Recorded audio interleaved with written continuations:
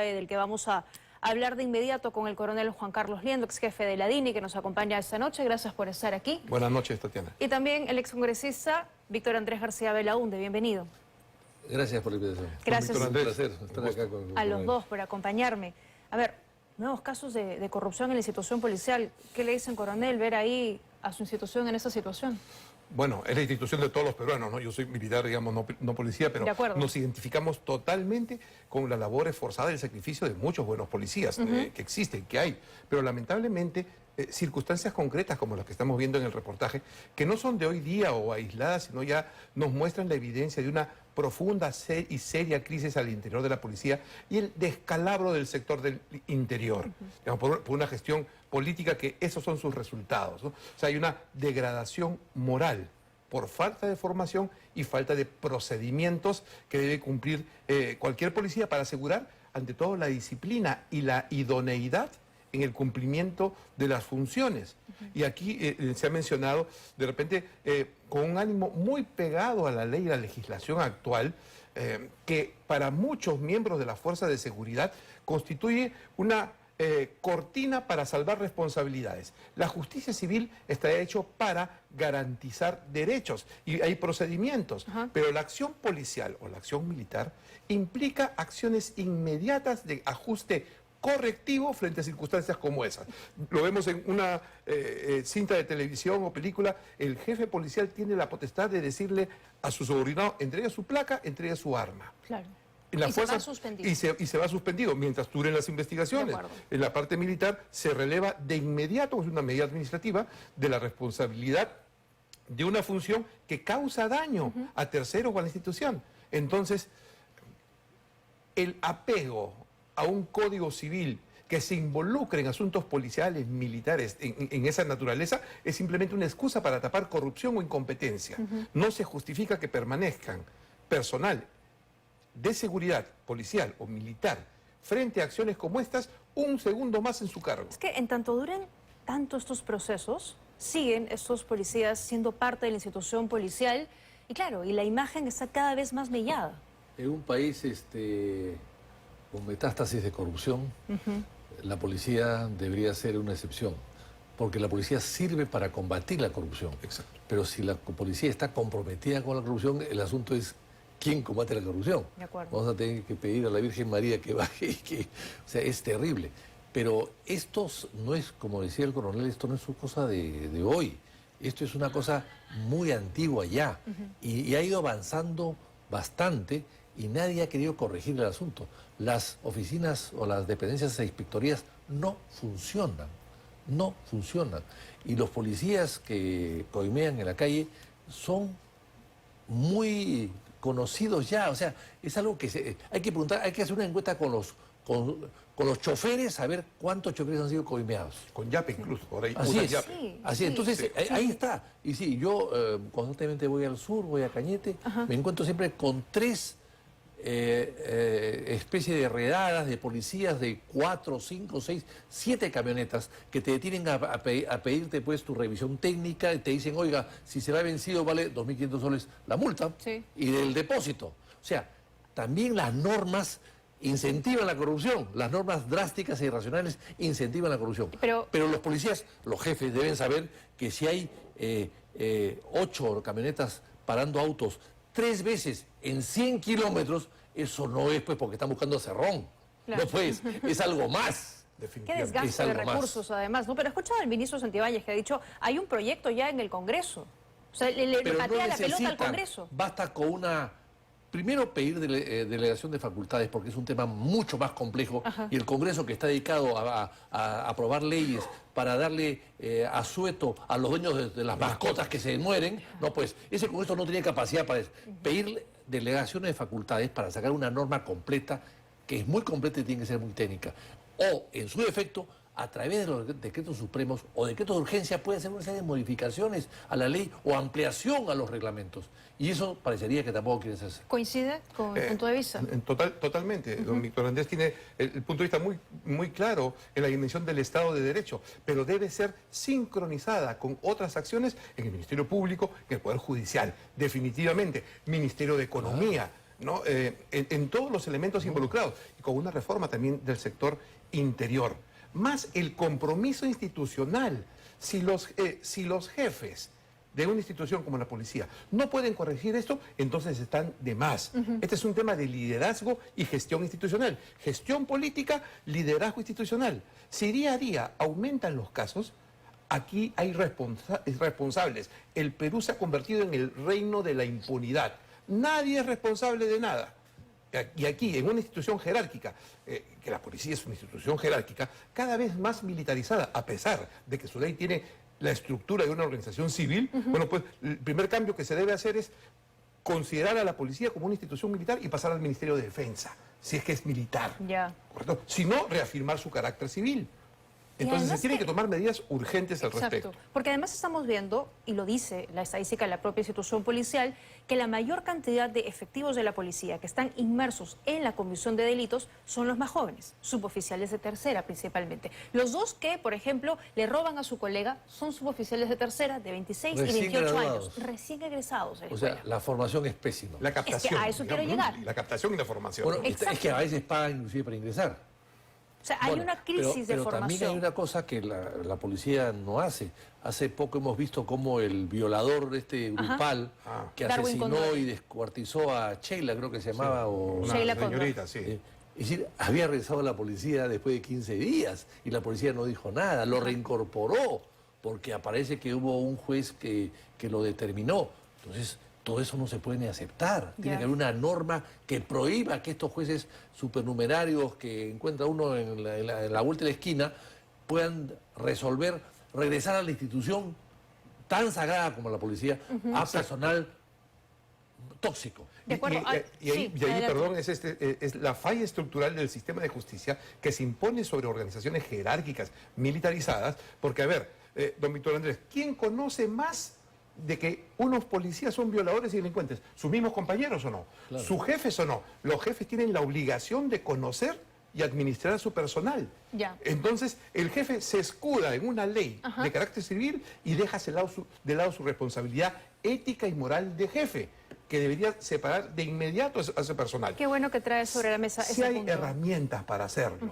Aquí el Perú se está llenando de impunidad y de cobardía de los que tienen el poder. Muy buenos para tener el poder y recibir los beneficios, ¿no? Los pagos, las seguridades, las circulinas, pero para ejercer el poder son unos cobardes. Eso es lo que está pasando. Qué bueno que ponen ese punto sobre la mesa, porque justamente hoy el abogado de la familia de Sheila Cóndor ha dicho que el comisario de Santa Luzmila, en su declaración ante la Fiscalía, ha dicho que no conocía a Darwin Condori. Lo que usted dice, que tiene, evidentemente, si es el jefe, tiene que conocer quienes trabajan con él. Dice, yo no lo conocía, nunca tuvimos comunicación, y como hay sospecha de que a él se le avisó que ya la familia lo estaba buscando, lo tenían identificado, le dijeron, entrega tu celular. Y dijo, no, es que justo el sábado 16, cuando ya la familia lo había identificado, se me cayó al water el celular, no lo tengo.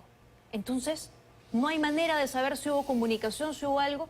Caramba, se le pone más la sospecha que hay efectivamente este espíritu de cuerpo del que siempre comentamos y sospechas de que también está inmerso en este, hay delito. sospechas de que a veces los policías subalternos pagan por estar en una esquina, por regresar a la institución, por regresar a tal comisaría, por ir a la aduana, por ir al aeropuerto. Cuidado, cuidado, que eso también se dice y no se investiga nada. O sea, el departamento de fiscalización asuntos internos, o de asuntos internos o de inspectoría debe ser externo, no puede ser interno a la policía, de ninguna manera. O sea, no manejado por policías, dice. No, de ninguna manera, porque estamos viendo que no hacen nada. Es decir, estos señores que se han sido capturados infraganti, este policía infraganti, por ejemplo, recibiendo la coima, más infraganti y más claro no hay. ¿Qué cosa hay que investigar? Claro que sí, pero ¿qué cosa más se puede decir? Que la investigación va a corroborar lo que dice el video, que está recibiendo dinero. Bueno, ese señor debía estar al día siguiente en la plaza principal del Ministerio del Interior siendo degradado públicamente por sus jefes. Y eso no lo vemos. Claro, es que ¿por qué tendría que tardar tanto el proceso, no? Bueno, porque la única explicación razonable es que estos hechos están enganchados con una corrupción generalizada o a nivel incluso jerárquico, porque los que deben tomar acción inmediata son los jefes, sobre todo en instituciones jerarquizadas, disciplinadas. Ese es el punto clave, ¿no? Y si no se toman acciones es porque hay complicidad, hay incompetencia o hay corrupción. Claro. Pero no hay excusa para que jefes que dirigen hombres de seguridad permitan la falta de disciplina, el resquebrajamiento del espíritu de cuerpo, porque ese no es espíritu de cuerpo, ese es encubrimiento criminal que atenta contra la institución. O sea, si eso se permite, entonces, ¿en manos de quiénes estamos? Y ninguna reorganización va a funcionar si llegamos a este diagnóstico, que este problema es sistémico. Ninguna reorganización va a funcionar solo desde adentro. Claro. Tiene que haber factores externos, inputs externos para poder mejorar nuestra policía, una policía que el Perú no se merece en estas condiciones. Este no es un tema que se arregle ni con estados de emergencia ni con mayor presupuesto. Aquí era el tema de formación. Porque claro, uno ve a esos dos policías que le roban a su propio colega y uno como ciudadano piensa, caramba, entonces ¿qué me va a esperar a mí el día que yo esté en aprietos? A su colega moribundo. Oye, eso es terrible. Eso es un acto de enfrentamiento donde está dando la vida por la sociedad. Peor que aves de rapiña. Peor que aves de rapiña. Es una cosa terrible. A sus colegas, a su compañero, que está moribundo, le roban el celular, le roban 830 soles.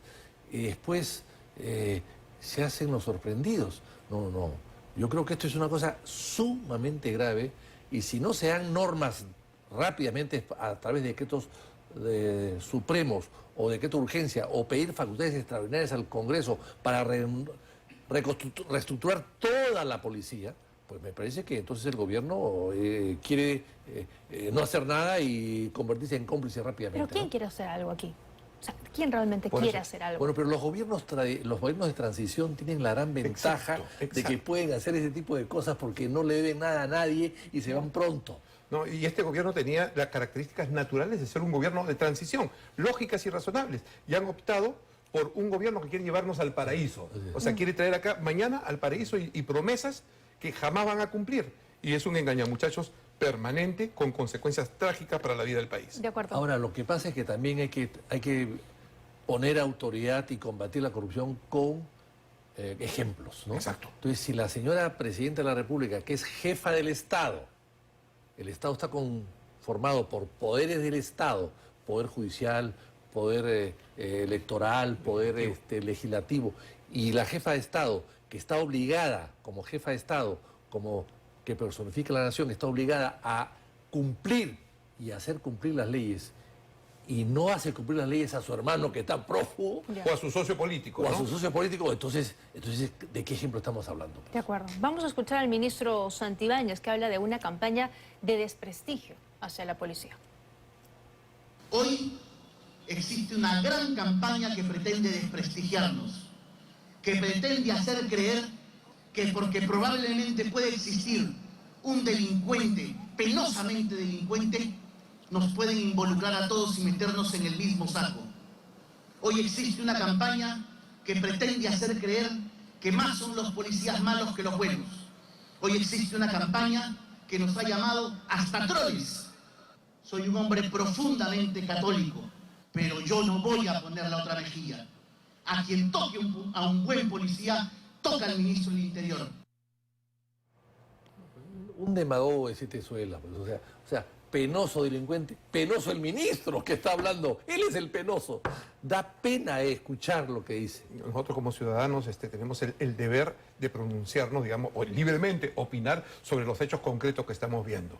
Aquí yo ni recuerdo el segundo apellido del ministro del Interior, pero a leguas en estos meses se nota una incompetencia en la gestión de la seguridad que la sufren las personas más débiles. Extorsionadores en esta calle Túpac Amaru en Chorrillos, donde asesinan a un muchacho en una barbería y se agarra a golpes. Peluquero, un barbero. Que viene de la selva a trabajar acá a Perú, a ganarse la vida del muchacho, manteniendo a su familia en Iquitos, y es asesinado de la manera más impune. Campaña de desprestigio. Eso no puede ser campaña de desprestigio. La campaña de desprestigio la está dirigiendo el mismo ministro en contra de la policía, porque si ese es el estándar, vamos a ver qué respeto tiene entre sus mismos hombres. Aquí hay una cosa importantísima que debemos tener en cuenta. Lamentablemente, y con no digamos excusas, sino las exigencias de la institucionalidad democrática, se tiene que mantener más tiempo un gobierno que va a empeorar las cosas. Es casi imposible ello. Ante esa realidad, es importante que al interior de la misma policía, los jefes oficiales más honestos vayan revisando sus reglamentos, revisen sus procedimientos, empiecen a hacer ajustes internos, empiecen a separar por especialidad, ¿no?, a sus compañeros para que no se siga hundiendo una institución que no merece caer como está cayendo, porque es de todos los peruanos. Sí. A ver, vamos ahora con justamente el caso de San Borja, ¿no? Pero ya desde el otro lado, porque hoy en audiencia se ha dictado 7 días de detención contra los delincuentes que primero asaltaron a una cambista y luego hirieron en el rostro a un suboficial de la policía, huyeron, se escondieron en unas viviendas y finalmente fueron detenidos. Estos 2 ciudadanos que estuvieron en audiencia son de nacionalidad venezolana. Claro, varias cosas aquí que llamaron la atención. Lo primero es que uno de ellos se acreditó en la audiencia que había ingresado al país de manera irregular, de manera ilegal. Y claro, y ahí nos preguntamos dónde quedaron estas expulsiones rápidas de las que nos habló el gobierno, que iban a retirar a todos los infractores extranjeros para que se vayan rápido del país expulsados. De eso nada. Por otro lado, ambos no contaban con abogado de oficio. Caramba, cada uno tenía sus propios abogados, ¿no? Ahí también hay recursos, me imagino, que tiene la delincuencia para poder solventar su propia defensa. Y digo, ¿el sistema de justicia no puede ser un poco más rápido, o sea, detención? ¿Por qué ya no van de frente a la cárcel? 7 días, o sea, la próxima semana están libres. La próxima semana están libres. Literalmente, ¿no? Así es. Espero que no, pero a ver, en este país... Bueno, pero esos señores que han ingresado ilegalmente se les expulsa al día siguiente. Así de simple. O sea, yo no entiendo. Había un avión hace poco en el aeropuerto que nunca se llenó para expulsar a los extranjeros. Hay que recordar que el señor Maduro ha copiado lo que hizo Fidel Castro en los años 80 en levantar todas las cárceles y mandarlos a todos en el famoso Marielita, los Marielitos, a Estados Unidos. Sí, o sea, todas las cárceles quedaron vacías en Cuba. Igual ha hecho Maduro. No, pero también la metieron a la embajada peruana, ¿recuerda? Además, claro. Y nos obligaron a traerlos acá. Había 10.000 peruanos en la embajada de España, en la embajada peruana de Cuba, que estaban todos de pie, porque ya no entraban. O sea, estaban en el jardín, estaban apiñados. Aquí en el campo de Marte se llamó un campo de refugiados para traerlos y todo ello. Así es, pero entre esos, el 10 o 20% de esos eran delincuentes avesados. Bueno, esa es una norma, don Víctor Andrés, en los países comunistas. Se deshacen de sus delincuentes y criminales enviándolos a países que les son contrarios, para generar caos, para agudizar las famosas contradicciones. Pero ya tenemos el problema acá. Hay que resolverlo. Devolverlos a su país de origen. Pero no los van a aceptar. Pues bueno, a ver, pues, ¿pero qué se puede hacer? Entonces, porque ya Castillo subió gente en un avión. Así como hacen redadas los policías de tránsito para parar a carros si tienen revisión técnica o no, etcétera, deben ser redadas para parar a todos los ciudadanos venezolanos que andan por ahí sin documentos. Exacto. Eso deberían hacer. Que constituyen un riesgo, porque esta es una cadena. Tenemos delincuentes venezolanos que son capturados y tienen su estructura de abogados, de apoyo legal, ¿no? Yo lo repito e insisto. Este problema que se desborda se va a solucionar en los hechos concretos con detenciones masivas, leyes que favorezcan detenciones masivas con juicios sumarios, jueces sin rostro, cárceles temporales, porque se tiene que armar rápido al estilo, y lo recalco, y eso es lo que exige la situación, al estilo prisioneros de guerra. Juicios sumarios, jueces sin rostro, que nos va a crear el espacio de tiempo suficiente para reorganizar la policía, generar tranquilidad. Eso es indispensable. O sea, que estamos en la época del terrorismo. Y otra cosa, este gobierno no ha construido una celda siquiera en todo el Perú. Y ha declarado en emergencia el sistema penitenciario. Por 2 años. 2 años. Muy bonito. Ahí van a estar todos los estudios, todas las asesorías. ¿Dónde los van a llevar? Al Estadio Nacional. Ya, porque además, no hay sitio. Recuerda que ese gobierno dijo, vamos a ampliar Chayapalca. Y en Tacna dijeron, no queremos. Bueno, ya, no hacemos nada entonces. O sea, ahí quedó todo. Bueno, pero tienen el CEPA, tienen el Frontón, tienen un montón de desierto y un montón de selva para hacerlo. Jorge, que está cerrado. El penal de Ica, paralizado. El penal de Ica. Ya, o sea, pero no hay pues. Pero ni siquiera, eso y para Perú sí hay plata. Sí. Pero para Perú sí hay mucho de plata. Exacto. Pero no hay para la seguridad de las personas más pobres. Para eso no hay. Terrible, terrible realmente. Hay otro tema que quiero poner sobre la mesa con ustedes, que ha ocurrido hoy en Puente Piedra. Sicarios juveniles Pero esta vez estos chicos tienen 13 y 14 años. Se subieron a un colectivo interprovincial, y cuando estaba ya habían de hecho 2 pasajeros más. Iban estos 2 chicos en la parte de atrás, había un señor también, tercer pasajero, y una señora adelante. Y en un momento determinado, ahí están las imágenes, ellos comienzan a disparar, le han propinado más de 10 disparos al conductor, salen huyendo, roban una moto, siguen disparando a diestra y siniestra a serenos y a policías. Afortunadamente nadie más resultó herido, pero estamos hablando de 2 chicos bastante jóvenes que además contaban en la policía. Han estado implicados en otros delitos, robos, hurtos. Uno además tenía una bala alojada, parece, por la parte del cuello. En fin, o sea, tienen ya un historial delictivo. ¿Qué hacemos con ellos? A principios de semana también había un caso similar en Sullana, de un muchacho de 14 años, ¿no? Es necesario ver la dimensión de este problema. Está sucediendo lo mismo que en México y en Colombia. Y lo que sucede es que rebajan la pena a los 16 años. Ya. A los sicarios los detienen y enfrentan 35 años de cárcel. O sea, con esas medidas no se soluciona el problema, porque el problema es más fuerte. Entonces, contratan, entrenan, capturan a niños, porque a ningún niño le das tú una pistola y sabe manejarla en el instante. Estos niños son entrenados. Hay campos de entrenamiento para que suceda esto. Las escuelas de sicarios. Exacto, esas escuelas de sicarios existen. Y esas escuelas de sicarios que están afincadas en el norte son producto de los criminales ecuatorianos que están siendo perseguidos allá también, y ahora ya están acá. Sí, acá también, porque Panorama ha hecho varios informes, reportajes sobre eso. Claro, ya desde que Ecuador declara la guerra, para ellos es un conflicto armado interno, y tienen la asistencia de los Estados Unidos y agencias especiales, era más que previsible, y se dijo en su momento que esos criminales se iban a trasladar de Perú. Bueno, esos criminales ya tienen escuelas de sicarios para niños en el norte del país, y aquí el ministro está tomando posiciones histriónicas simplemente para ocultar un problema que ni siquiera entiende y menos tiene capacidad para resolverlo.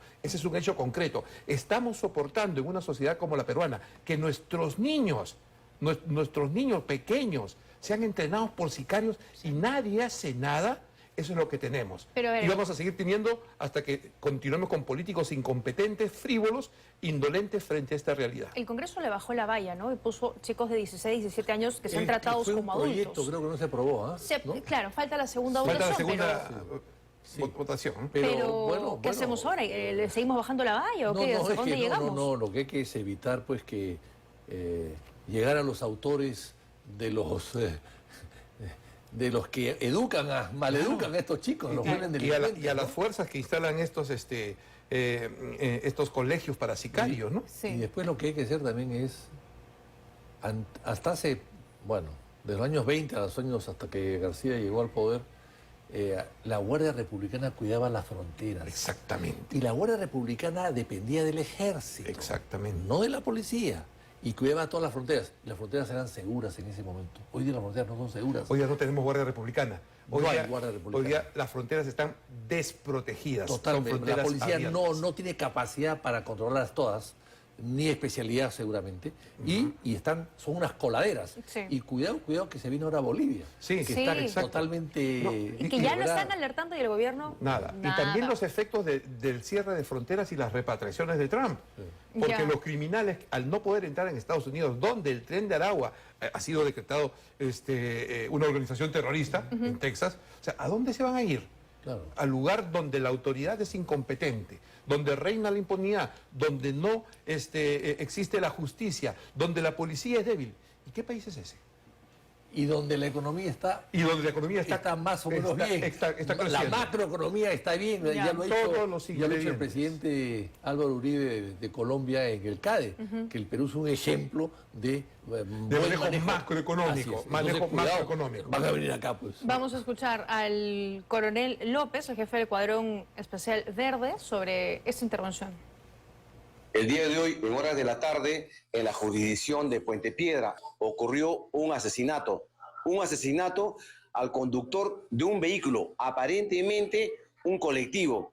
En el transcurso de la persecución, estos 2 presuntos asesinos disparan a las autoridades y durante la fuga asaltan a una persona, roban un vehículo, una moto lineal, y con ella nuevamente se dan a la fuga. Logran ser reducidos por la policía. y nos dimos con la sorpresa que eran 2 menores de edad, uno de 13 y otro de 14 años. Este último había sido recién liberado del centro preventivo de Maranguita. Inclusive el de 14 años registra referencias por hurto y robo a mano armada. Inclusive tiene un proyectil alojado a la altura de la columna. Las organizaciones criminales que tenían a sicarios como menores de edad, ahora que ya a partir de los 16 años van a ser ya juzgados como mayores a través de la justicia penal ordinaria y serán internados en un penal común, es probable que ahora estén captando menores de edad, pero menores de 16 años. Chicos que probablemente no hayan tenido una buena familia, estructura, colegio. Hay que revisar el tema de las edades, ¿eh? Porque en el Perú, en las zonas alejadas de la sierra y de la selva, no hay registro civil. No hay. Entonces, ¿qué pasa? Los padres de familia no pueden inscribir a sus hijos inmediatamente. A veces los inscriben 1, 2 o 3 años después. Y cuando los inscriben como la norma dice que tienen que tener 15 días de nacido, los inscriben como si hubiesen nacido 15 días antes. El abandono total del Estado. Así es. Entonces, ¿qué pasa?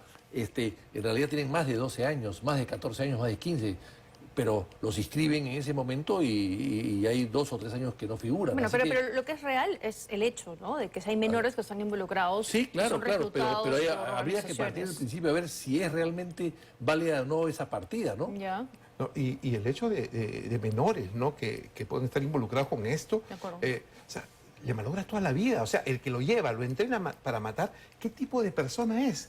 Que no solamente que va a aportar a la sociedad, va a tener muy poco que aportar, pero es un peligro. O sea, si una sociedad no puede proteger a sus mujeres, a sus niños, a sus ancianos, ¿qué tipo de sociedad es? Y el Perú no se merece esto. El Perú sí puede hacerlo. ¿No? El Perú hemos sobrepasado una serie de situaciones críticas, ¿no?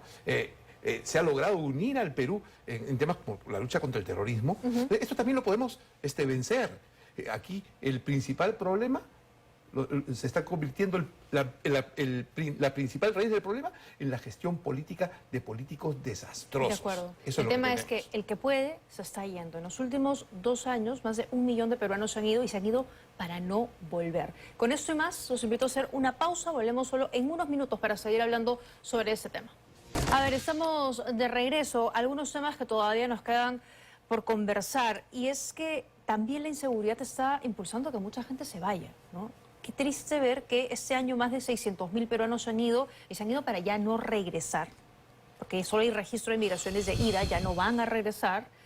Y claro, en estos 2 años, 1.300.000 peruanos. Bueno, y en parte por la inseguridad y por la situación económica del país. El Congreso anterior creó las 2 curules parlamentarias de los peruanos que viven fuera, ¿no?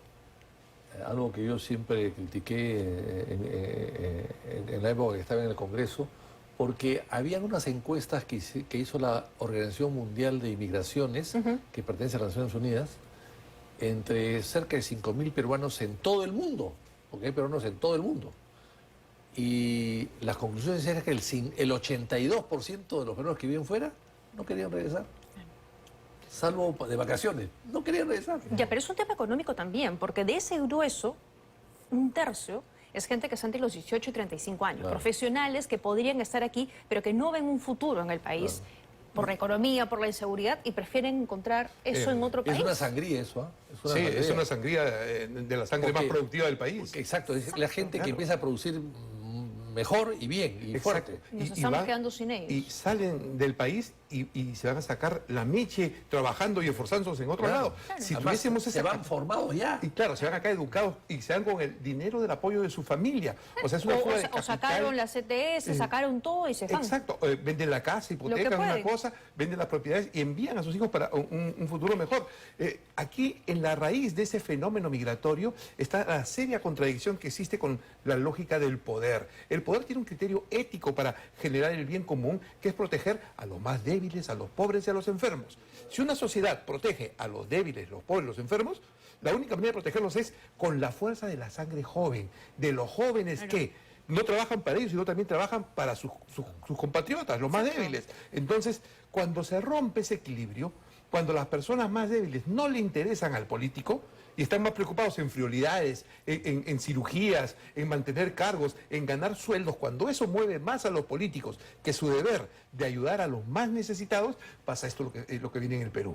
Y aquí la responsabilidad, dicen, no, el pueblo no sabe elegir, son los poderes fácticos que prefieren una DINA, prefieren un Castillo a personas con carácter, inteligencia y decisión por el Perú.